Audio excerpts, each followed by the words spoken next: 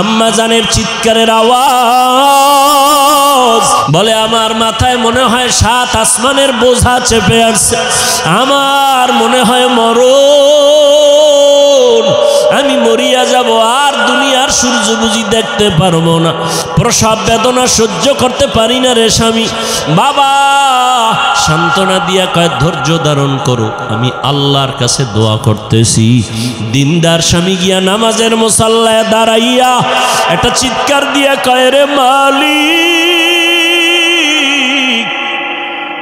কুদরতের ক্ষমতা জাহের করে দাও, আমার স্ত্রী মরণাপন্ন অবস্থায় বাচ্চা প্রসবের বেদনা সহ্য করতে পারে না রে আল্লাহ, কুদরতের সাথে তুমি আসান করে দাও। ও আল্লাহর বান্দারা, ওই প্রসব বেদনায় মা যতটা কান্না করেছেন, যতটা কষ্ট করেছেন, তুমি আমি সারা জিন্দগির কামাই রুজি আর চামড়া খুলিয়াও যদি মাকে জুতা বানায় দেই, কোনো দিন মায়ের ঋণ আদায় করা কোনো সম্ভব হবে না। ও আল্লাহর বান্দারা, আমার মায়ার নবী এই মায়ের সম্মান বজায় রেখেছেন, কন্যাদের উপরে যেন জুলুম না হয়। ওই আরবের মুশরিক বেঈমানেরা ঘুরে আর কয় মুহাম্মদের কপাল খারাপ, কারণ ওর ছেলে নাই, ওর আছে কন্যা, মরিয়া গেলে ওর ইজ্জত আর বংশ কে রক্ষা করবে। নবীর মনে কষ্ট, আল্লাহ পাক সান্ত্বনা দিলেন, ইন্না আতাইনা কাল কাউসার, ও নবী আপনাকে কাউসার দান করছি, টেনশন নাই। নবী খুশি হইয়া জাতির সামনে চিল্লায় বলতেছেন, ও দুনিয়াওয়ালারা, আমি কেমন আল্লাহর প্রিয় বান্দা জানুনি, অথচ আমার একটা ছেলেও নাই, আমি 4 কন্যার বাবা। তোমরা কন্যাদের উপরে জুলুম করবা না, এ নিমক হারাম, ও কুলাঙ্গা, ছেলে হইলে খুশি, মেয়ে হইলে কষ্ট পাও, কি লাভ? 10টা ছেলে যদি হয় আর বাবার ইজ্জত নষ্ট করে, এই ছেলের কোনো দরকারই নাই। একটা মেয়ে যদি পাও, আল্লাহর শুকর আদায় করিও, 10টা সন্তানের উপকার একটা মেয়ের দ্বারা আল্লাহ ব্যবস্থা করে দিবে। মেয়েরা বাবার জন্য যেই পাগল, হাজারো সন্তান বাবার জন্য ওই পাগল না, ওই মায়া অন্তরে রাখে না। যার কন্যা আছে সে ছাড়া বোঝানো যাবে না। মেয়েরা বাবার জন্য যে কত আসে, বাবা যদি একটু অসুস্থ হয়ে যায়, ছেলেরা বিরক্ত হয়, এত অসুস্থ হসপিটালে কে নিবে, কিন্তু মেয়ে যখন শুনে খানা বন্ধ করে দেয়, পাগলের মতো দৌড়ায়। বাবার অসুস্থ খবর পাইয়া বলে আমি আর ঘরে থাকবো না। বাবায় কই? বলে হসপিটালে। কয় দৌড়াও। ওই মেয়েটা বাবার কাছে যায়, বাবা এত কষ্ট পাইও না, কাঁদিও না। একটা মেয়ে বাবার জন্য এতটাই ফেদা, এতটাই মায়া মোহাব্বত নিয়ে চলে। একটা মেয়ে চায় তার কলিজাটা কাইটা বাবার জন্য দিয়া দিবে। ওই মেয়ে পাইয়া যারা খুশি না, তোমাদের কপাল বড় খারাপ। নবী বলেন একটা কন্যা পাইছো, একটা জান্নাতের মালিক হয়ে গেছো। 2টা কন্যা পেয়েছো, 2টা জান্নাতের মালিক হয়ে গেছো। আমার মায়ার নবী ওই চরিত্রহীন মানুষগুলোর জমিনে আইসা আমার নবী তাদের আলিঙ্গন করলেন, বুকে লাগাইলেন। তোমার আমার মতো সি কইয়া বেনামাজিরে তাড়ায়া দেন নাই। আল্লাহর নবী ওরা গালি দেয়, নবী আরো কাছে যায়। ওরা লাত্তি দেওয়ার চেষ্টা করে, নবী আরো কাছে যায়। ওরা গালি দেয়, ওরা বদনাম করে, নবী প্রশংসা করে। ওরা জবান বন্ধ রাখে, বেজার হয়, নবী বারবার হাসি দেয়, আসো। নবী এমন ভাবে তাদের মহব্বতের বন্ধনে আবদ্ধ করলেন। মাত্র 13 বছরের ব্যবধানে মক্কার মানুষগুলো এত দামি হয়ে গেল। নবী একটা বেতের বাড়িও দেন নাই, একটা গালিও দেন নাই। নবী চোখ গরম করে কারো দিকে তাকান নাই। নবী গালি শুনছেন কিন্তু জবাব দেন নাই। মাত্র 13 বছরের ব্যবধানে এই মক্কার চরিত্রহীন মানুষগুলো এত দামি হয়ে গেল। আল্লাহ জিব্রাইল আমিনরে পাঠায় বলে, যাও লিস্টি দিয়া দিলাম, লিস্টির মধ্যে নাম আছে, নবীকে বলো ঘোষণা দিয়া দেয় এই লিস্টিতে যাদের নাম আছে সবাই বিনা হিসাবে জান্নাতি। রহমতের নবী অল্প টাইমের ভিতরে মক্কার মানুষগুলোকে জান্নাতি মানুষে পরিণত করে ফেললেন। সুন্দর আখলাক আর ব্যবহার, একদিকে নবী দাওয়াত দেন, অন্যদিকে নবী আল্লাহর কাছে সারা রাত দোয়া করেন, আল্লাহ ওই মানুষটা বুঝে না, হেদায়েতের দরজা খুলে দাও, ওই মানুষগুলোকে দিনের পথে আনো। তায়েফের ময়দানে আমার নবীর আদর্শের দিকে তাকাও, তায়েফের ময়দানে ওই কাফের ওরা সবাই নবীজিরে দেখে ছোট ছোট বাচ্চাগুলোরে লেলিয়ে দিল, বলে পাথর মেরে মক্কার এই পাগলটারে তাড়ায়া দাও। মায়ার নবীরে যখন পাথর মারে বৃষ্টির মতো রক্তগুলো পড়ে পড়ে নবীজির জুতা মুবারক আটকায় গেছে, নবী চোখের পানি ছেড়ে কাঁদে, আল্লাহ সহ্য করতে পারলেন না। ও জিবরাইল, আমার নবীরে গিয়া বলো এখনই তায়েফের জমিন উল্টায় সব ধ্বংস করে দেই। জিবরাইল আইসা বলেন, ইয়া রাসূলুল্লাহ, আল্লাহ পাকের হুকুম, আপনি বললে তায়েফের জমিন উল্টায় দিব, সব মেরে ফেলবো। মায়ার নবী কাঁদেন আর বলেন, না না, এদের মারবা না, এরা চিনে না, এরা বুঝে না আমি মুহাম্মদকে। আমার মা নাই, বাবা নাই, আমি বড় ইয়াতীম, দুনিয়াতে বাবা বলে ডাকতে পারি নাই, 6 বছরে মা হারায় ফেললাম, আমি বড় অসহায়, তবে এদের মারিও না, একদিন এদের দ্বারা দিনের বড় উপকার হবে। আমার মায়ার নবীকে যতই ওরা গালি দিত, আমার নবী একটা গালিও দেন নাই, জবাবও দেন নাই। নবীর আদর্শ দিয়া মক্কার জমিনটাকে জান্নাতি মানুষ বানায় দিলেন সব। ও আল্লাহর বান্দারা, ওই রহমতের নবী কেমন আদর্শ কায়েম করে দিলেন।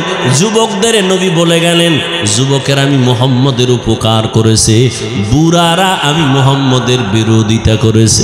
ও যুবক বাবা, কয়দিন আর দুনিয়াতে বাঁচবা? আমি কিন্তু এতক্ষণ চিল্লাইলাম, তোমার পায়ে ধরে ধরে বয়ান করলাম, কুত্তার মতো সারাটা দেশে ওলামায়ে কেরাম দৌড়ায় আর বয়ান করে, পাও ধরে। ও আল্লাহর বান্দারা, বিনিময়ে তোমরা একটা টাকাও দাও না, বরং গালি দাও, বিরোধিতা করো। এরপর আলেমরা কিন্তু এর গালির জবাবও দেয় না, বরং দেখলে হাসি মুখে সালাম দেয়, মোহব্বতের সাথে বুকে লাগায়। এর একটাই মাত্র কারণ, নববী আদর্শে তারা চলতেছে, দুনিয়ার মানুষের দিনের পথে ডাকতেছেন। ও যুবক বাবারা, আজকে আমি এই কথা বলি নাই তুমি আজকে আমার মতো পাগড়ি লাগাও, স্কুল কলেজে তালা লাগায় মাদ্রাসায় চলে আসো, না রে বাবা, তুমি স্কুলে থাকো, কলেজে থাকো, লেখাপড়া করো, চাকরি করো, ডাক্তারি পড়ো, ইঞ্জিনিয়ারিং পড়ো, ব্যবসা করো, রহমতের নবীর মোহাব্বত লাগায় সুন্নাতওয়ালা জিন্দেগির দিকে আগাও। মা বাবার দোয়া নাও, মা বাবার দোয়া ছাড়া এই চেয়ারে আমিও বসতে পারি নাই। ও টাকাওয়ালা, মা বাবার দোয়া ছাড়া, কান্না ছাড়া তুমি কিন্তু টাকার মালিক হতে পারো নাই, বাড়ি গাড়ির মালিক হতে পারো নাই। ওই মা বাবার জন্য কলিজা ভরে দোয়া করিও।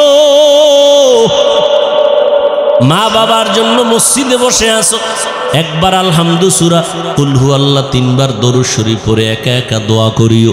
পারলে কবরের সামনে যাওয়ার সময় থাকলে যাইও। ও আল্লাহর বান্দা, যাদের মা বাবা বেঁচে আছে, মায়ের কাছে গিয়া দোয়া চাইও।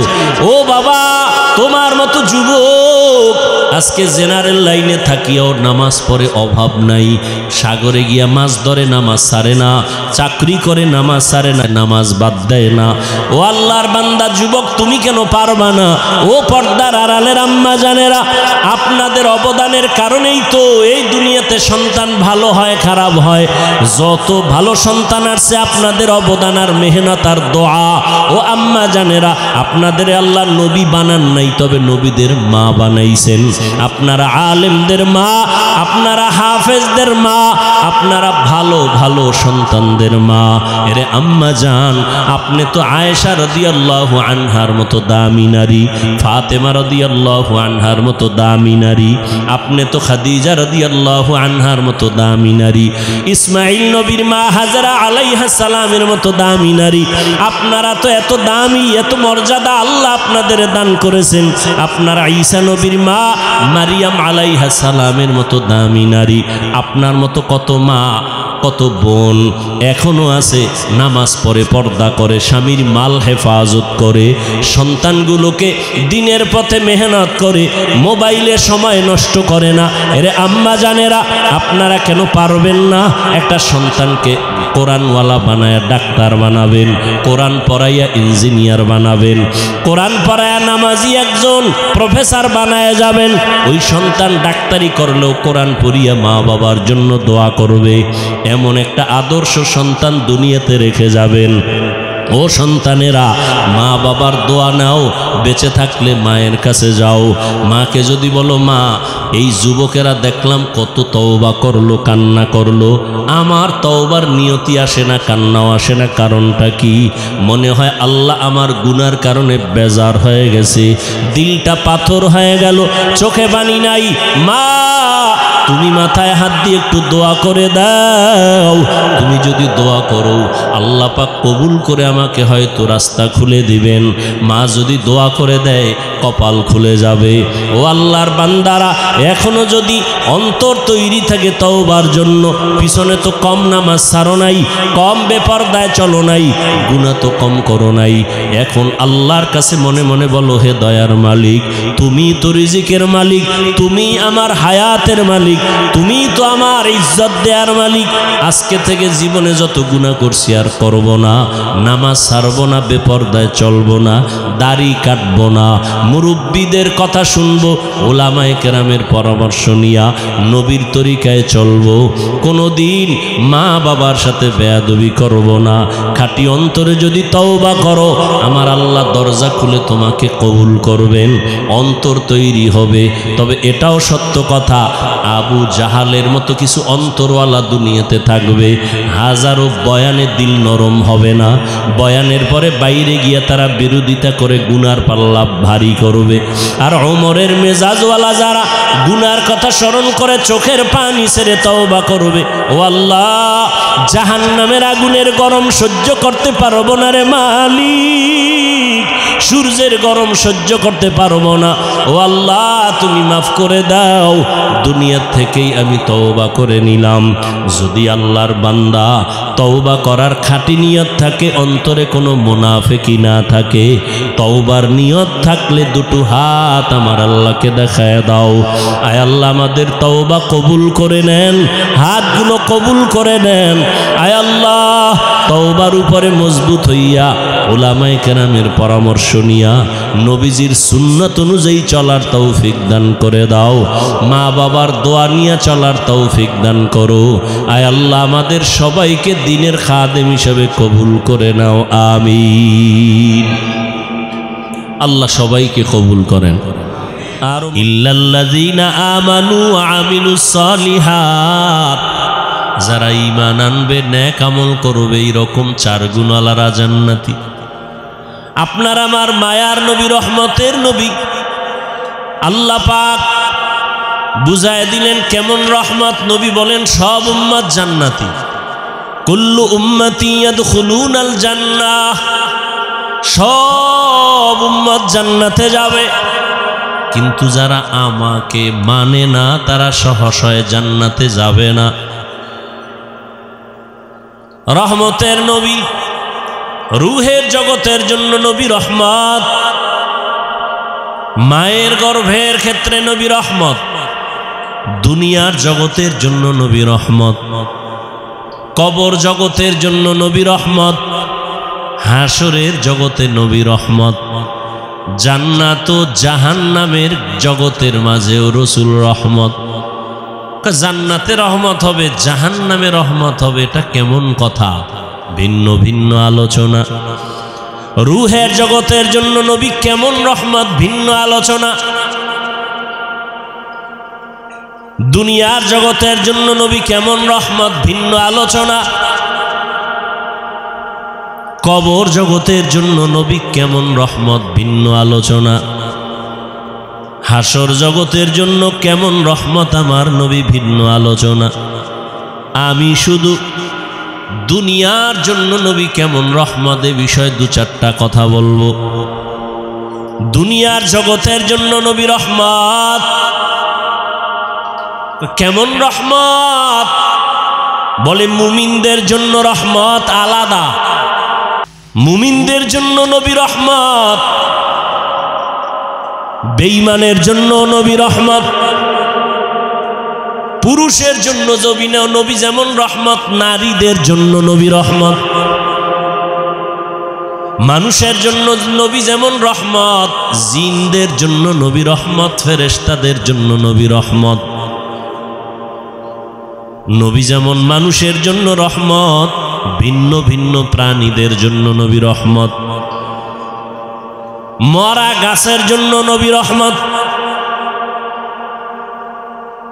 সমুদ্রের প্রাণীর জন্য নবী রহমত, জঙ্গলের প্রাণীদের জন্য নবী রহমত। কেমনে কেমনে কেমনে কেমনে প্রত্যেকটার পেছনে একটা ঘটনা আছে, এগুলোর কাহিনী আছে, আলোচনা আছে।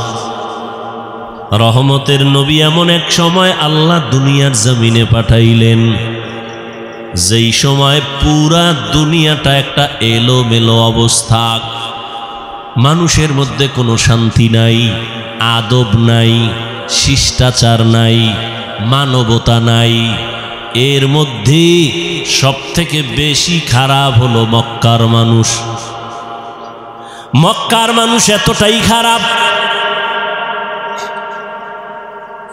যেই খারাপ মানুষ আর দুনিয়ার কোথাও ছিল না। চরিত্রহীন, এত খারাপ। আল্লাহর ঘর বাইতুল্লাহ, নারী আর পুরুষেরা উলঙ্গ হয়ে তাওয়াফ করে। মক্কার মানুষ এতটাই খারাপ, নারীদের তারা সমাজে পছন্দ করে না, কন্যাদের পছন্দ করে না। বাবা হইয়া তার আপন মেয়েকে জ্যান্ত পাথর চাপা দিয়া মেরে ফেলে, এতটাই খারাপ।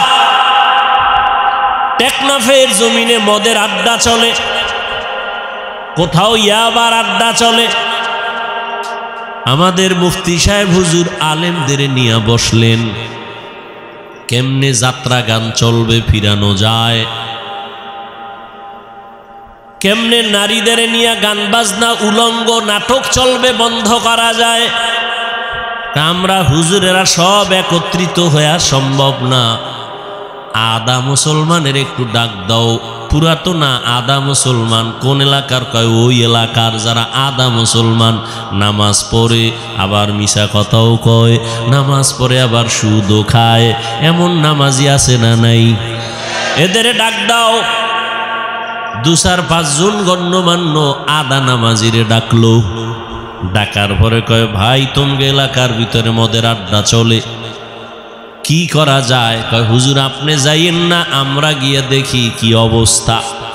মোটামুটি আমরা একটা ধারণা নিয়ে আসি, ফাইনাল আপনার পরিবেশ যদি থাকে আমরা আপনাকে নিব, এর আগে নেওয়া যাবে না।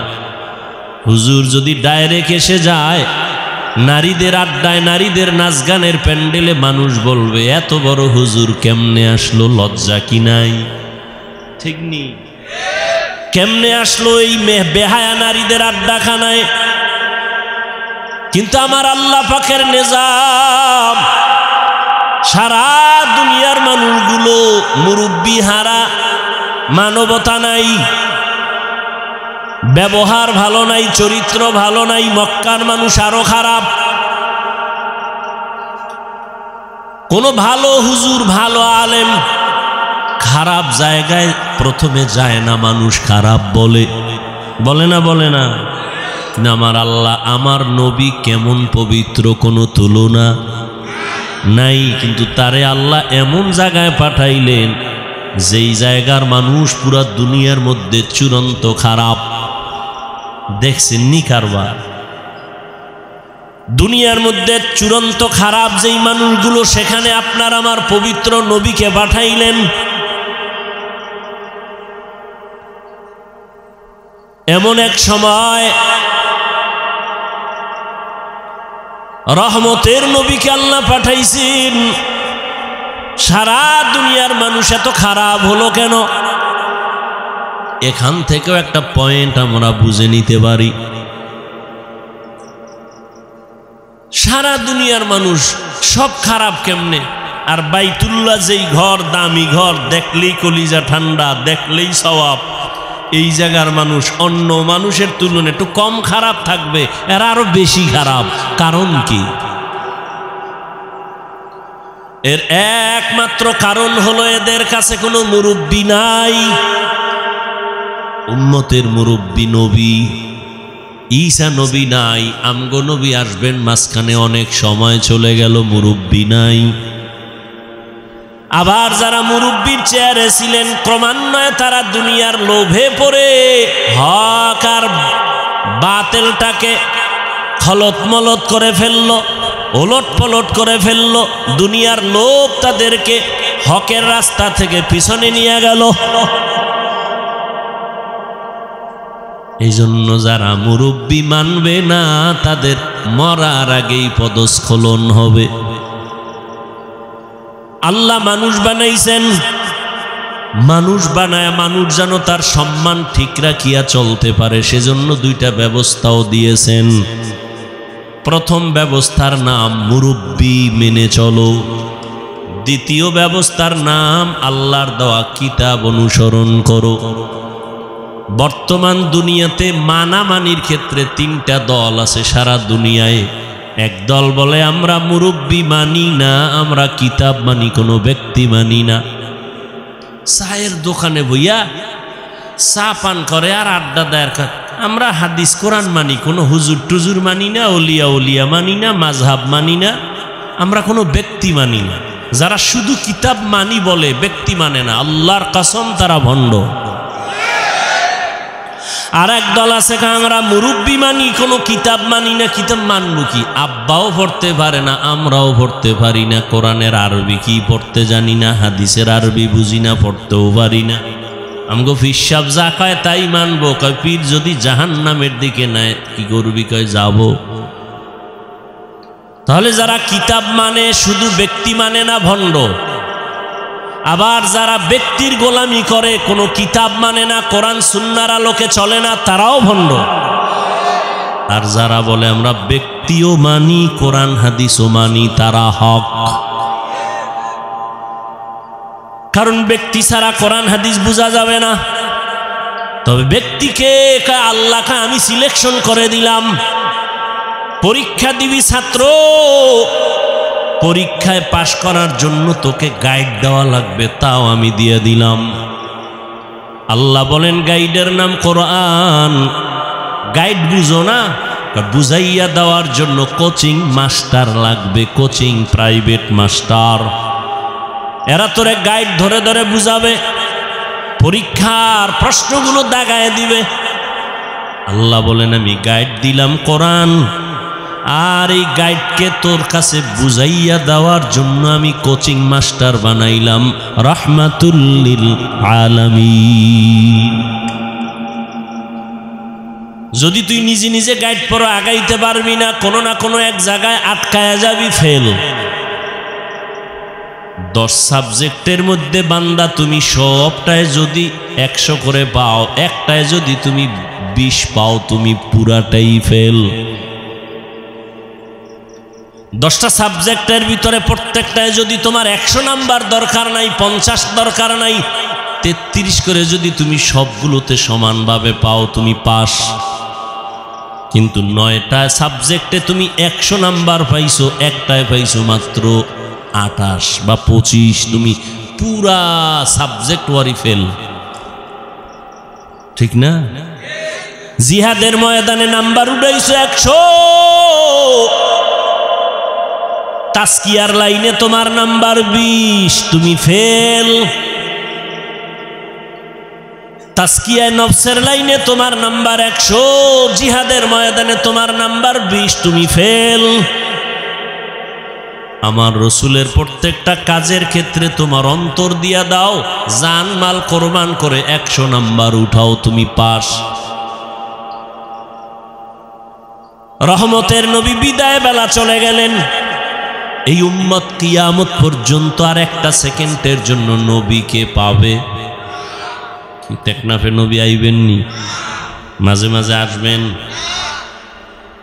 আবু বকর, ওমর, ওসমান, আলী, কোন সাহাবায়ে কেরাম আসবেন রাদিয়াল্লাহু আনহুম আজমাইন, আসবেন। আবু হানিফা, ইমাম বুখারী, ইমাম মুসলিম, ইমাম তিরমিজি আসবেন। বড় পীর আব্দুল কাদের জিলানী আসবেন। আমগো কাম কি? আমরা তো জান্নাতে যাব না ইনশাআল্লাহ। এখন জান্নাতে যে যাব, পথ কই, ঠিকানা কই? ঠিকানা লাগবে না? ঠিকানা আছে কোরআন হাদিসে। কোথায়? এখন আপনি কোরআনের আরবিও বুঝেন না, হাদিসেরও আরবি বুঝেন না, নামের উপায় কি? একটাই মাত্র পথ। আল্লাহর নবী বলেন, আমি বিদায় হয়ে গেল, আমি দুইটা জিনিস তোমাদের মাঝে রেখে গেলাম, দইরা রাখলে ঈমানও যাবে না, সম্মানও যাবে না। ঈমানও যাবে না, সম্মানও যাবে না। খেয়াল করেন, এই উঠা বসা করেন কেন ভাই? লড়াচড়া করেন কেন? কারো জ্যৈষ্ঠ মাস, কারো সর্বনাশ। ভালো করে বুঝার চেষ্টা করেন, খুব সাবধান। কিয়ামত পর্যন্ত কেউ আসবেন না, নবী আসবেন না, সাহাবায়ে কেরাম আসবেন না। জান্নাতে তো যেতে চাই, ঠিকানা কোরআন হাদিসে কিন্তু পড়তেও পারি না, কপাল খারাপ। হাদিসের আরবি বুঝি না, ব্যাখ্যা তো পরের কথা। কোরআনের তরজমা বুঝি না, ব্যাখ্যা পরের কথা। ওয়ালা দল্লিন আছে না? প্রত্যেক নামাজেই কিন্তু এই আয়াত পড়ি, গায়রিল মাগদুবি আলাইহিম ওয়ালাদ-দাল্লিন। দল্লিন মানে দল্লিন, দল্লান মানে পথভ্রষ্ট, গোমরাহ। কি বুঝেননি? গোমরাহ বুঝেন তো ভাই? কথা বলেন। গোমরাহ, পথভ্রষ্ট, দল্লিন। আচ্ছা, আপনি তো এই তর্জমাটা শিখা ফেলছেন। দল্লিন, দল্লান মানে গোমরাহ। এই তর্জমা সব জায়গায় যদি করেন, দেখেন তো, ওয়াদ্দুহা ওয়াল্লাইলি ইযা সাজা মা ওয়াদ্দাআকা রাব্বুকা ওয়া মা ক্বালা ওয়ালাল আখিরাতু খায়রুল লাকা মিনাল উলা ওয়ালা সাওফা ইউতিকা রাব্বুকা ফাতারদা আলাম ইয়াজিদিকা ইয়াতীমান ফাআওয়া। এরপরের আয়াতটা যারা পারেন পড়েন, ওয়াওয়াজাদাকা দাল্লান ফাহাদা। আল্লাহ নবীর শানে আয়াতগুলো বলছেন, দল্লান পইরে আসছেন, দল্লিন মানে গোমরাহ। নবীরে বলবেন, আল্লাহ বলছেন, নবী আপনি গোমরাহ, আপনি পথভ্রষ্ট, আমি আপনাকে হেদায়াত দিছি। রসুলের শানে এই কথা বলে বেয়াদবি না? কথা বলেন না কেন? কারণ আপনি তো বাংলা তর্জমা শিখছেন, কারণ আপনি তো বলবেন নবীও গোমরাহ।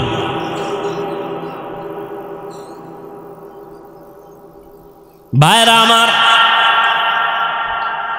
আলমিরা, আলমিরা সিন্দুক আছে না, তালা মেরে রাখছে, যার কাছে চাবি আছে।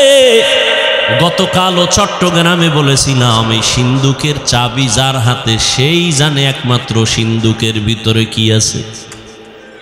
তোমার কাছে চাবি নেই, কিন্তু সিন্দুকের সৌন্দর্য দেখা তুমি বলতে পারবা না এর ভিতরে স্বর্ণ, এর ভিতরে রাসেল বাইপারও থাকতে পারে। যার কাছে চাবি আছে সে জানে সিন্দুকের ভিতরে ভালো না খারাপ। আল্লাহর কসম করে বলি, ভালো করে বুঝো হে মুমিন, আল্লাহর কোরআন এটা একটা মহা পৃথিবীর একটা শ্রেষ্ঠ সিন্দুক। এর চাবি আছে একমাত্র নবী ওলামায়ে কেরামের হাতে দিয়ে গেছেন, আর কারো হাতে দেন নাই। ওলামায়ে কেরামিরে জানবেন কোরআনের মধ্যে কি আছে কি নাই, হাদিসে কি আছে কি নাই। তুমি বাংলা তর্জমা পড়ে উপরের কিছু দেখবা, ভেতরের খবর নেওয়ার কম ক্ষমতা না। ইলমেরা এজাজো করদন বেহিসাব, খলকেরা দাদন জওয়াবে বাসওয়াব, হক নাদারত দোস্তে খলকা জারেরা, নিস্তে ই খসলত একে দিনদারেরা। ইঞ্জিনিয়ারের কাম হইল বিল্ডিং এর ডিজাইন করব নাকি? হেও বালু সিমেন্ট মিলায় ইট গাঁথবে, গাঁথতে গেলে আঁকা বাঁকা হয়ে যাবে। এখানে ইঞ্জিনিয়ারিং চলবে না। ডাক্তারের কাজ হলো রোগীর চিকিৎসা করবে, ডাক্তারের কাজ না তোমাকে হুইল চেয়ারে করে এরপরে বেডের মধ্যে নিয়ে যাবে। আল্লাহ প্রত্যেকের একটা দায়িত্ব দিছেন, ওলামায়ে কেরামের দায়িত্ব উম্মতের হেদায়েতের পথে ডাকবেন। ওয়াজআলনা মিনহুম আইম্মাতান ইয়াহদুনা বিআমরিনা। ওলামায়ে কেরামের কাজ হলো বড় কাজ, মূল কাজ। মানুষের হেদায়েতের পথে ডাকবেন। ইয়াহদুনা বিআমরিনা ইয়াদউনা বিআমরিনা বলেন না, ইয়াহদুনা বিআমরিনা। ওলামায়ে কেরাম তার মূল কাজ মানুষকে আল্লাহর সাথে সম্পর্ক জড়ায় দিবেন। এটা আলেমের কাজ। এই কাজ ডাক্তার পারে না, এই কাজ ইঞ্জিনিয়ার পারে না, এই কাজ কোনো ব্যবসায়ী পারবে না, এই কাজ কোনো প্রফেসর পারবে না, এই কাজ কোনো ডাক্তার পারবে না। ডাক্তার যদি আমি আলেমের কাজটা নিতে যাই, আমি ইঞ্জিনিয়ারিং পড়ি নাই, আমি যদি একটা কাগজ কলম নিয়ে ডিজাইন করা শুরু করি, আউলা জাউলা হয়ে যাবে, সুন্দর হবে না। ওরে ডাক্তার যদি ইঞ্জিনিয়ারিংয়ের কাজটা না, ইঞ্জিনিয়ার যদি ডাক্তারের রোগী দেখার চেষ্টা করে, সব ওলট পালট হবে, অসুন্দর হবে, কোনোটার সীমানায় পৌঁছা যাবে না। আমি আলেমের কাজটা ডাক্তার যদি অভিজ্ঞতা না নিয়ে করা শুরু করে, উম্মতের ক্ষতি ছাড়া কোনো লাভ হবে না। কিন্তু কপাল খারাপ, ব্যবসা আমি আলেম না করলেও অন্যরা করতে পারবে না, পারবে না। চাকরি পারবে না, আমার কাজটা হেদায়াতের যে কাজ আল্লাহ দিছেন, এটা কি অন্য কেউ পারবে? এজন্য পাকিস্তানের মুফতি রশিদ আহমদ লুধিয়ানভী রহমতুল্লাহ আলাই আহসানুল ফতুয়ায় লিখেছেন, আলেমের মূল কাজ মানুষকে হেদায়াতের পথে ঢাকা, এগুলো বাদ দিয়া ভিন্ন কাজ করা জায়েজ নাই, হারাম। এখন আমাকে স্লোগানে একটা কি ঢুকছে, আলেমরা পিছিয়ে থাকবে কেন? একটা মন্ত্রকে ঢুকাই দিছে ভিতরে, আলেমরা পিছিয়ে থাকবে কেন? আমি কই আলেম পিছিয়ে রইল কই? জানাজার ময়দানে আলেম সবার আগে,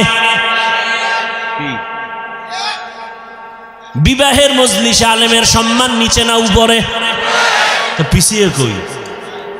বয়ানের প্যান্ডেলে আলেমের মর্যাদা কম না বেশি? এমপি সাহেব দেখলে কয় হুজুর দোয়া কইরেন, মন্ত্রী মহোদয় কয় হুজুর মোনাজাতটা আপনিই দেন। কেন মন্ত্রী আপনি পারেন না? আব্বাও দেন, আমিও বুঝি না, আপনিই দেন। তাহলে আলেম পিছনে? তোমাকে এই মন্ত্র কে শিখিয়েছে? আলেমরা পিছিয়ে থাকবে কেন? তার মানে ইমামতি বাদ দাও। কয় টাকা পাবা? কি করবো? ব্যবসা করো, চাকরি করো, ইমামতি বাদ দাও। তো আলেমরা ইমামতি বাদ দিলে গরু আইয়া ইমাম হবে? মিডিয়ার যুক্ত কথা বলতেও কঠিন, কোন দিক দিয়ে কোন দিকে নিয়ে যায় আল্লাহ ভালো জানে। ছিদ্রান্বেষণকারীরা তো ওত পেতে আছে। আল্লাহ আমাকেও হেদায়াত দান করেন, আপনাদেরকেও হেদায়াত দান করেন। ভাইরা আমার, আল্লাহ কয় এই একজনে লাখ লাখ টাকা কামাই করে হারাম পথে, ও যা পায় তার থেকে 1000 গুণ বরকত। তুই ইমাম রে আমি 5000 টাকায় দিই, তোর কাছে পছন্দ লাগে না? একজনে 20 লাখ টাকা কামাই করে, 50 লাখ কামাই করিয়া না খাওয়ায় শান্তি, না বউ দিয়া শান্তি, সন্তান দিয়া শান্তি, সম্মান নাই, কিচ্ছু নাই।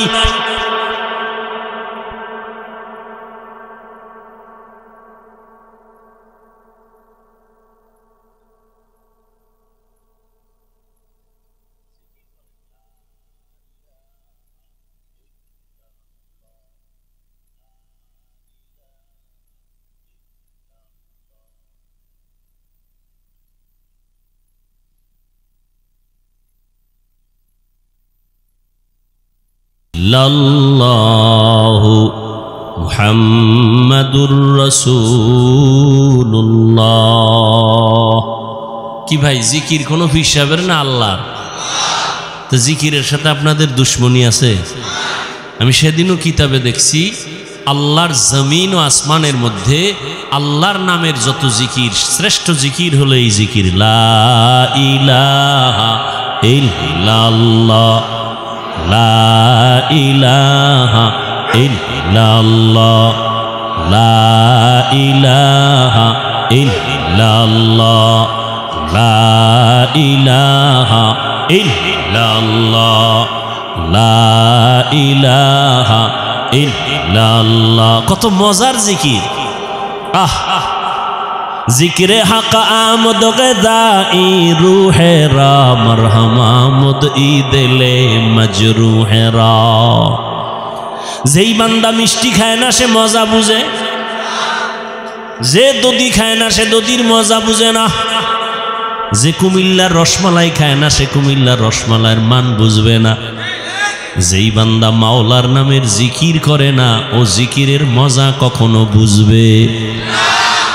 আল্লাহর কসম, যত কঠিন থেকে কঠিন মুসিবতে আপনি পড়ে যান, আপনি সাথে সাথে আমার মাওলাকে স্মরণ করেন, লা ইলাহা ইল্লাল্লাহ, লা ইলাহা ইল্লাল্লাহ, লা ইলাহা ইল্লাল্লাহ, লা ইলাহা ইল্লাল্লাহ। অর্থ কি?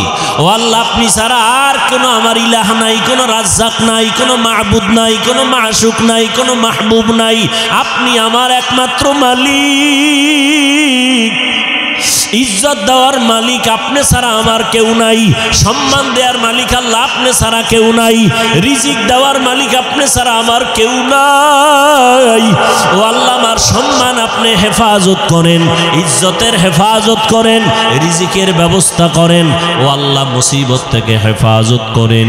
এই নিয়তে জিকির করবেন, জিকির করবেন মোহাব্বত লাগাইয়া, কোনো তাবিজ লাগবে না। এটাই হলো মুসিবত থেকে হেফাজতের বড় তাবিজ। যে ইমাম সাহেবরা তাবিজ লেখেন, আপনারা আবার রাগ করেন না। যাগো তাবিজ লাগবে এরা তো দরজায় গিয়ে সিরিয়াল দিবেই। ভাইরা আমার, কি কথা জানি বলতেছিলাম, গেছে, ভুলে গেছে আধা মিনিটে। ওলামায়ে কেরাম, আল্লাহ পাক রব্বুল আলামিন বলে, তাকায় দেখ, দুনিয়ার মানুষ কোটি টাকা কামাই করিও শান্তি নেই, তোরে ৫,০০০ টাকায় কেমন শান্তি দিছি জানুনি? মাসে মাসে ৫ লাখ টাকা কামাই করে, ঘরের মধ্যে খাওয়ার মতো পেটওয়ালার সংখ্যা আছে মাত্র কম। কারণ ওরা পেটওয়ালা খানার সংখ্যা কমাইছে, ট্যাবলেট খাইয়া সন্তান বাড়ায় না। আর তুই চাকরি করো, মসজিদে খেদমত করো, বেতন ১০,০০০, মাদ্রাসায় পড়ো ১০,০০০, ৫-৭ মাস বাকি, তোর ঘরে খানেওয়ালার সংখ্যাও বেশি না। কারণ আমরা তো ট্যাবলেট খাই না। আমরা তো রসুলের ওই হাদিসটা যেদিন শুনলাম, ওই বাড়ির মাইয়া বিয়া করবি যেই বংশে সন্তান বেশি হয়। কারণ কিয়ামতের ময়দানে আমি মুহাম্মদ অন্য নবীর উম্মতের তুলনায় আমি বেশি উম্মত নিয়ে গর্বের সাথে জান্নাতে যাব। ভাইরা আমার, কিন্তু কথা কেমনে বলি, বড় কঠিন। যারা স্লোগান দেয় ট্যাবলেট খাইয়া, ছেলে হোক মেয়ে হোক দুটার বেশি না, একটা হলে ভালো হয়, না হইলে আরো ভালো। এই ট্যাবলেটওয়ালারা বলো, ২০ বছর আগের তুলনায় বর্তমানে মানুষের সংখ্যা বাংলাদেশে কম না বেশি? তো ট্যাবলেট কই? তোমরা যে সন্তান বন্ধ করলা জন্ম নিয়ন্ত্রণ করিয়ে, কই কমাইতে তো পারলা না। কারণ কি? বান্দা চাইলে কিছুই হয় না, আমার আল্লাহ চাইলে সব হয়। আল্লাহ যা চাইবেন তাই হবে, বান্দা যা চাবে তা হবে না। তবে হ্যাঁ, বান্দা চাইলেও হবে যদি বান্দার চাওয়াটা আল্লাহর চাওয়ার সাথে মিলে যায়। ভাইরা আমার, আল্লাহ পাক চাইছেন মানুষ বাড়াবেন। এখন বেঈমানের কথা, কমাও কমাও, মানুষ কমাও কেন? দুইটা কথা, দুইটা স্লোগান কারা, মানুষ বেশি হলে থাকবে কই, খাবে কি? এই স্লোগান দুইটা। আল্লাহ কয়, দোনোটার চাবি আমার হাতে রাখছি। মানুষ কই থাকবে ব্যবস্থা আমি করব, মানুষ কি খাবে ব্যবস্থা আমি করব। মুরব্বীরা বলেন তো, ১% জায়গা বুঝেন না? মুরব্বীরা বলেন না কেন? কয় শতাংশ? ১% জায়গায় যেই পরিমাণ ধান হইতো ২০ বছর আগে, এখন কম না বেশি? বাড়াইছে সরকার। আপনার আব্বা কে বাড়াইছেন? আগে 10টা পেয়ারা খাইলো, জিব্বায় টের পায় না কি খাইছি। আর এখন 1 কেজি পেয়ারা একজনে খাওয়া যায় না, এই খানার বরকতকে দিছে। ওয়াতারযুকু মান তাশাউ বিগাইরি হিসাব।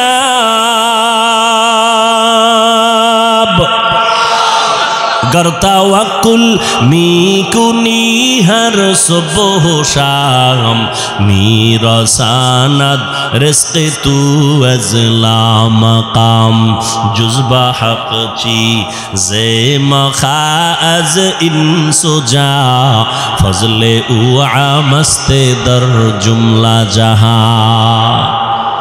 রিজিক আগের তুলনায় বরকত বাড়ছে না? এখন কিন্তু খাওয়ার মানুষ নাই, খানা আছে অনেক, খাওয়ার মতো মানুষ নাই।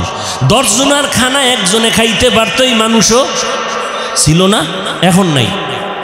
এখন নাই কিন্তু কিলাকিলিটা আছে, খাইতে চায় বেশি, পারবে আধা কেজি কিন্তু 1 কেজি নিয়ে টানাটানি। ডাক্তার বলছে মিষ্টি খাওয়া হারাম, হয়ে গেছে সবে বরাতে মিষ্টি আনতে মসজিদে তবারক। 1 পটলা নিয়ে 1 হাতে পকেটে নিয়ে আর 1 হাত বাড়াইছে আর 1 পটলা নেওয়ার জন্য। আছে না নেই? একজনের পিছন দিয়ে তাকায় দেখে আমি একটাই ভাই না, ও একটা ভাই আর একটা লই টানে কেন, ও পিছনের লই টান দিছে।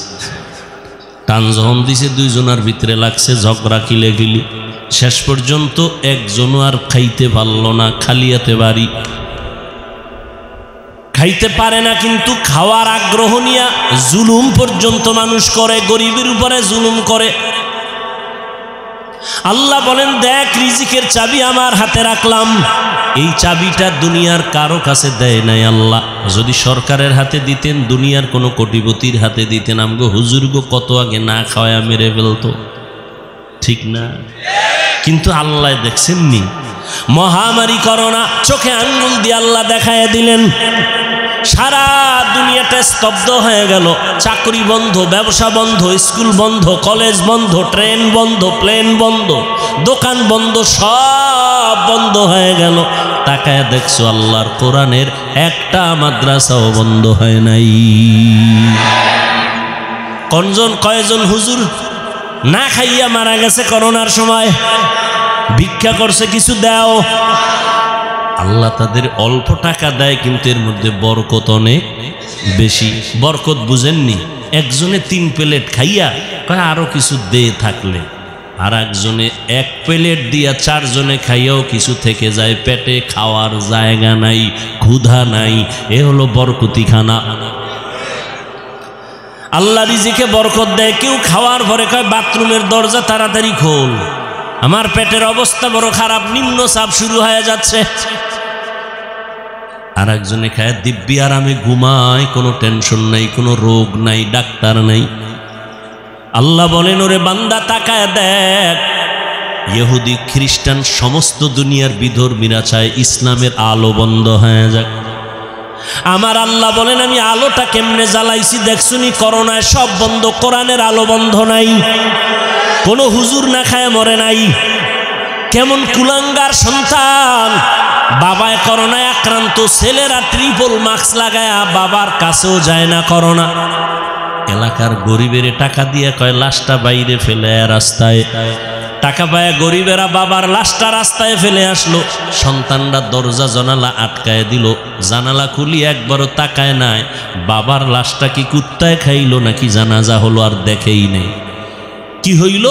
ওই করোনার সময় শত শত লাশ। ইতিহাস ভুলে যাইও না রে যুবক, ওই করোনার সময় শত শত লাশ। আমার দেশের কিছু পুলিশ ভাইরা আর অধিকাংশ টুপিওয়ালা ওলামায়ে কেরামরা এই করোনার লাশগুলো নিজের কাঁধে নিলেন, গোসল করাইলেন, কাফন পরাইলেন, দাফন পরাইলেন। একজন হুজুরেও করোনায় মরে না। আল্লাহ চোখে দেখায় দিলেন আঙ্গুল দিয়ে। এরপরও যারা দেখবে না কি আর করার, যে দেখবে না সে আমি হাফিজুর রহমানেরটা দেখবে তো পরের কথা, মক্কা মদিনার ইমামেরটা দেখবে দূরের কথা। স্বয়ং রসুল যদি বয়ান করে এরপরও কপালে কালেমা আসবে না। এরকম 2-1টা বেঈমানের নাম আপনারা জানেন না, যে রসুলের বয়ান শুনিয়াও কালেমা পড়ে না। এরকম বেঈমানের নাম জানেননি? কে কে? আবু জাহাল নামের বেঈমান হাতের মুষ্টির মধ্যে পাথর নিয়ে কয়, ভাতিজা বলতে পারো হাতের মুষ্টির মধ্যে কি আছে? বলতে পারলে কি হইব? আমি এখন তোমারে নবী মানব, কালেমা পড়ব। নবী বলেন, আমি হাতের মুষ্টিতে কি আছে জানি না। কেন জানো না? আমি গাইবের মালিক না, তবে হাতের মুষ্টিতে যা আছো, নবী ইশারা করলেন, ও মুষ্টির ভিতরে যা আছো একটু আওয়াজ দাও। সাথে সাথে আবু জাহালের হাতের পাথরগুলো কালেমা পড়া শুরু করলো। আবু জাহিল্লা পাথরগুলো মাটির মধ্যে ফালায় কয়, মুহাম্মদ বড় জাদুকর। নবীজির বয়ান শুনিয়াও কপাল পরা কালেমা পড়ে না। আর আমার মাওলা যদি কপাল খুলে দেন, নবীকে জবাই করতে আসিয়াও কালেমার মালা গলায় লাগা। কে কে? মান ইয়াহদিল্লাহু ফাহুয়াল মুহতাদ ওয়া মান ইউদ্লিল ফালান তাজিদা লাহু ওয়ালিয়াম মুরশিদা। রহমতের নবীর আলোচনা করতেছিলাম। রহমতের নবী উম্মতের মাঝে দুইটা জিনিস রেখে গেলেন, কোরআন আর সুন্নাহ। কোরআন হাদিস একটু আগেই কিন্তু বলছি জান্নাতের ঠিকানা আছে কোরআন হাদিসের ভিতরে, কিন্তু নবী কোরআন আর হাদিস রেখে গেলাম বলেন নাই, বলছেন আমি কোরআন আর সুন্নত রেখে গেলাম। এই দুইটা জিনিস আঁকড়াইয়া ধরো, ঈমানও যাবে না, সম্মানও যাবে না। এই পৃথিবীর বর্তমান পরিস্থিতি বড় খারাপ। মুমিনের জন্য ফিলিস্তিনের মুসলমানের করুণ হালাত, ওদিকে আসামের মুসলমান, চেচনিয়া বসনিয়ার মুসলমান, সারা দুনিয়ার বার্মার মুসলমান সহ কি এক করুণ অবস্থার মধ্যে। আল্লাহর শুকর যার কাছে আল্লাহর কোরআন আর সুন্নত যতটুকু আছে তার সম্মান ততটুকুই আছে, এখনো আছে। নাই পারে না কোরআনওয়ালাদের মেরে ফেলবে, কিন্তু না, আল্লাহ যদি বাঁচায় রাখেন, হেফাজত করেন, কেউ তার ক্ষতি করতে পারে নাই, পারবেও না। পিছনে পিছনে ধৈরা ফালামু, অমুক হুজুরের সাইজ করে দেবো। আল্লাহর কুদরত যদি এখলাস নিয়ে চলে, পৃথিবীর নিকৃষ্ট সন্ত্রাসীও যদি আইসা দাঁড়ায়, আলেমের পিছনে যাই বলুক, সামনে আইসা শুধু চেহারাটার দিকে নজর দিলে মোমের মতো বেঈমান দুর্বল হয়। কুদরত কার? এরে আল্লাহর বান্দারা, রহমতের নবী বলেন, ইলমের চাবি আমি উলামায়ে কেরামের হাতে দিয়া গেলাম। উলামায়ে কেরামদের থেকে তোমরা জান্নাতের ঠিকানা নাও, তাদের থেকে নিয়ে তোমরা জান্নাতের পথে চলো, সুন্নাত অনুযায়ী চলো। রহমতের নবী এমন একটা টাইমে মদিনা মক্কা নগরীতে আসলেন, যেই মানুষগুলো চরিত্রহীন, খারাপ, নারীদের পছন্দ করে না, বিধবারে পছন্দ করে না, কন্যাদের পছন্দ করে না, বাবা কন্যা হলেই মনটা বেজার, লজ্জায় মাথা উঁচু করে না। কেন? কন্যা হইছে, মানুষ খারাপ বলবে। বর্তমান ১৫০০ বছর পরেও কিছু কুলাঙ্গারের বাচ্চা এই জমিনে আছে, কন্যা হলে বউয়ের সাথে ঝগড়া করে, ছেলে হলো না কেন, মেয়ে হলো কেন? আছে না নাই? ছেলে মেয়ে কি স্ত্রী দেয়? যদি তাই মনে করো তো দোষ তো স্বামীর। স্ত্রী তো তোমার জিনিসটাকে বহন করে, কষ্ট করে, না খানা না ঘুম, কষ্ট করে তোমার জিনিসটাকে আমানতের সাথে রক্ষা করে, তাকে পুরস্কার দেওয়া উচিত। কথা ঠিক না? জীবনের মূল কষ্ট মায়ের প্রসব বেদনা, সাত আসমান সাত জমিন তখন মায়েরই মাথায়। জীবনের মূল কষ্ট মায়ের প্রসব বেদনা, সাত আসমান সাত জমিন তখন মায়েরই মাথায়। আমার সুন্দর মুখ দেখে মার,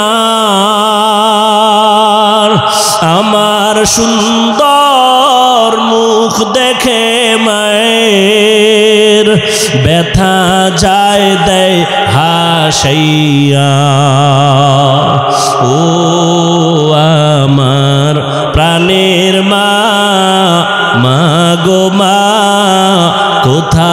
গেলে মোরে ছাড়িয়া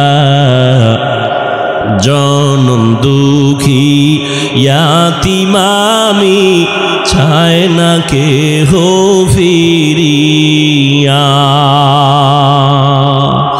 আমি যখন ছিলাম আমার মায়েরই উদরে চলাফেরা করলেন যে মায় কত কষ্ট করে। আমি যখন ছিলাম আমার মায়েরই উদরে চলাফেরা করলেন যে মায় কত কষ্ট করে। এমন মাকে কেমনে আজি, এমন মাকে কেমনে আজি যাব আমি ভুলিয়া। ও আমার প্রাণের মা, মা গো মা কোথায় গেলে মোরে ছাড়িয়া জনম দুঃখী ইয়াতীম আমি চাই না কেহ ফিরিয়া। এরে আল্লাহর বান্দা, মা একটা সন্তান নিয়ে কতই যে কষ্ট করেন, স্বামীকে বুঝাইলেও জীবনভর বুঝবে না রে বাবা। ওই বোঝা তো তোমার মাথায় কোনো দিন আসে না রে বাবা। আম্মা জান ঘুমাইতে গেছেন, হঠাৎ বেদনা শুরু, ঘুম নাই, সারাটা রাত কান্নায় চলে গেল। খানার প্লেট নিয়ে বসছেন, খেতে পারে নাই, ব্যথা শুরু হয়ে গেছে। সারা দিন আম্মাজান কান্না করে কাটাইলেন। ও আল্লাহর বান্দা, আম্মাজানের কণ্ঠ বাহিরের কেউ শুনে না কখনো, কিন্তু প্রসব বেদনা যখন শুরু হয়ে গেল, আম্মাজানের চিৎকারের আওয়াজ আশেপাশের মানুষ, বাড়িওয়ালারা ঘুমাইতে পারে না। মহিলা ঘরের মধ্যে কখনো কণ্ঠের আওয়াজ শুনি নাই, কিন্তু এখন চিল্লায় কেন রাত্র 12টার ভোরে? খবর নিয়ে দেখে বাচ্চার প্রসব বেদনা শুরু হয়ে গেছে। আম্মাজানের মনটা এতই যে দুর্বল, মনে হয় যেন মরিয়াই যাবে, এত চিৎকারের আওয়াজ। আমার দাদি, আমার নানি পাশে বসে আম্মাকে বুঝাইছে, থামাইতে পারে না। আম্মাজান এক পর্যায়ে নিরুপায় নিজেরে মনে করিয়া স্বামীকে ডাকছে, আমার বাবারে ডাকছে। আব্বাজানকে গোপনে ডাইকে আমার দাদি নানিরে কয় চলে যাও, আমার স্বামীকে একটু কাছে আনো। আমার স্বামীকে কাছে আনলেন। আম্মাজান স্বামীর হাতটা ধইরা চোখের পানি ছেড়ে কাঁদে আর কয়, স্বামী আমি আপনার ঘরে সংসার করতে গিয়ে কত বেয়াদবি করেছি, আপনার যেইভাবে খেদমত করা দরকার আমি করতে পারি নাই, দয়া করে আপনি আমার দাবিটা ছেড়ে দেন, আমাকে মাফ করে দেন। আব্বাজান বলে, বিবি তুমি এমন কেন করো? বলে, আমার মাথায় মনে হয় 7 আসমানের বোঝা চেপে আসছে, আমার মনে হয় মরণ, আমি মরিয়া যাব, আর দুনিয়ার সূর্য বুঝি দেখতে পারবো না, প্রসব বেদনা সহ্য করতে পারি না রে স্বামী। বাবা সান্ত্বনা দিয়া কয়, ধৈর্য ধারণ করো, আমি আল্লাহর কাছে দোয়া করতেছি। দিনদার স্বামী গিয়া নামাজের মুসাল্লায় দাঁড়াইয়া একটা চিৎকার দিয়া কয়, রে মালিক, কুদরতের ক্ষমতা জাহের করে দাও, আমার স্ত্রী মরণাপন্ন অবস্থায় বাচ্চা প্রসবের বেদনা সহ্য করতে পারে না রে আল্লাহ, কুদরতের সাথে তুমি আসান করে দাও। ও আল্লাহর বান্দারা, ওই প্রসব বেদনায় মা যতটা কান্না করেছেন, যতটা কষ্ট করেছেন, তুমি আমি সারা জিন্দগির কামাই রুজি আর চামড়া খুলিয়াও যদি মাকে জুতা বানায় দেই, কোনো দিন মায়ের ঋণ আদায় করা কোনো সম্ভব হবে না।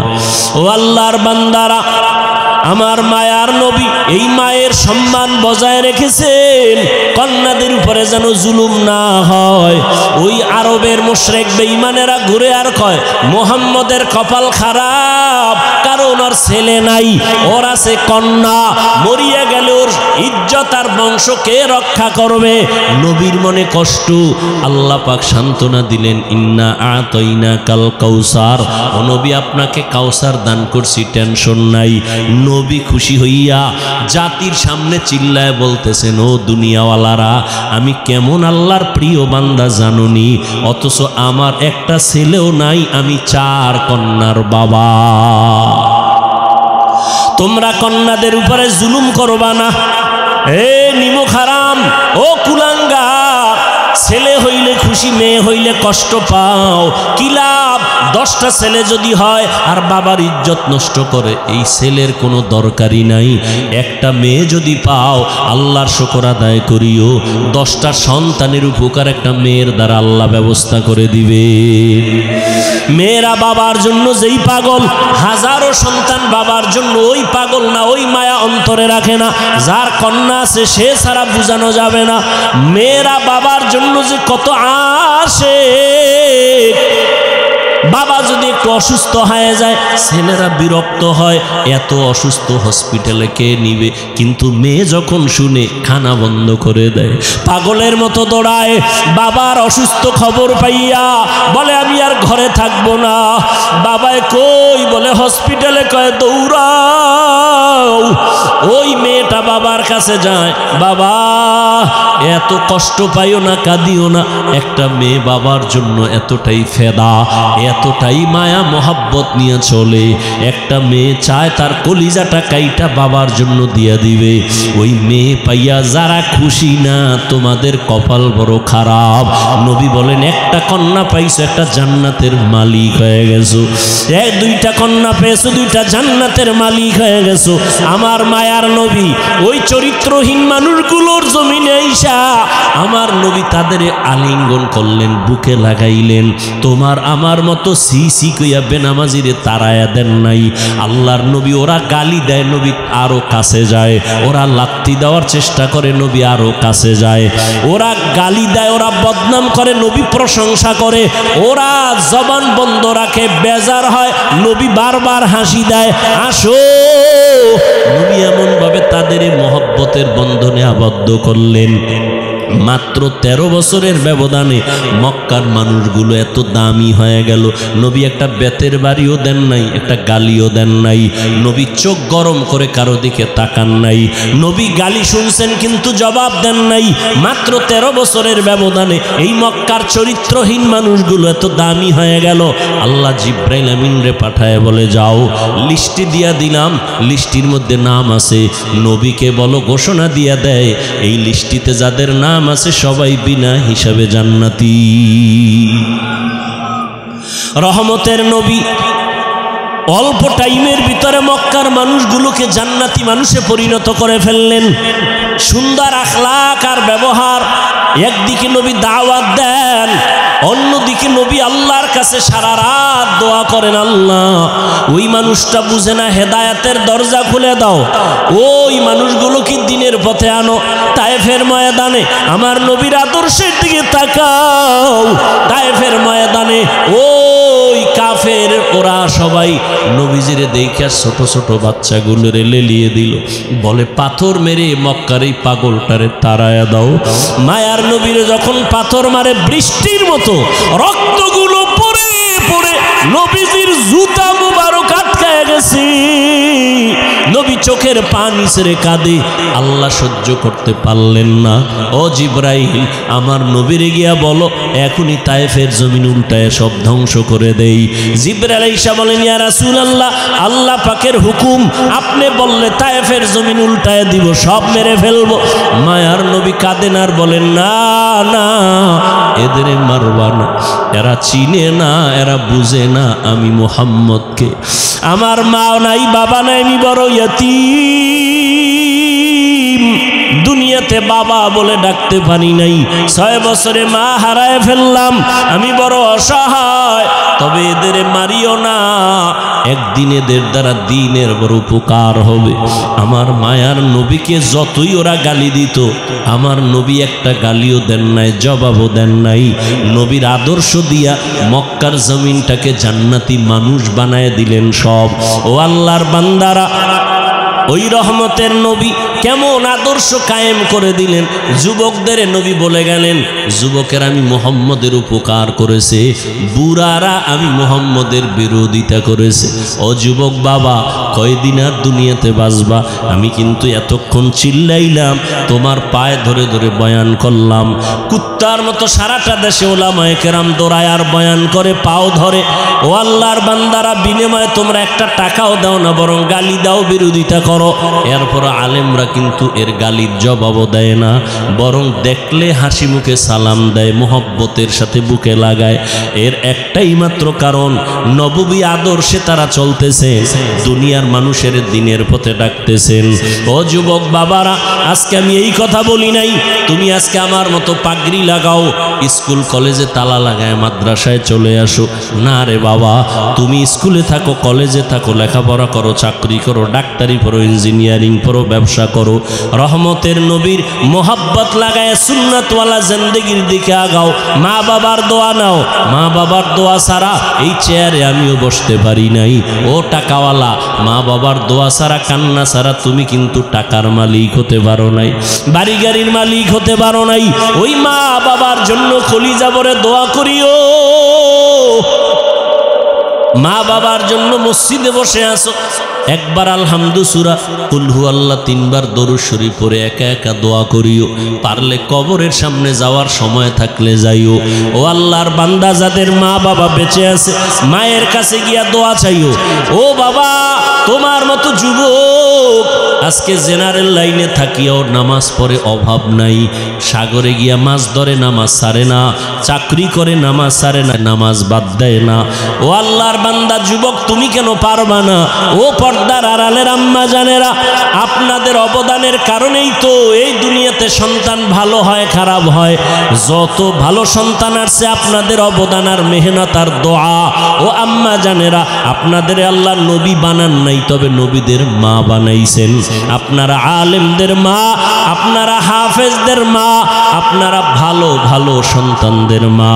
এরে আম্মা জান, আপনি তো আয়েশা রাদিয়াল্লাহু আনহার মতো দামি নারী, ফাতেমা রাদিয়াল্লাহু আনহার মতো দামি নারী, আপনি তো খাদিজা রাদিয়াল্লাহু আনহার মতো দামি নারী, ইসমাইল নবীর মা হাজরা আলাইহিস সালামের মতো দামি নারী।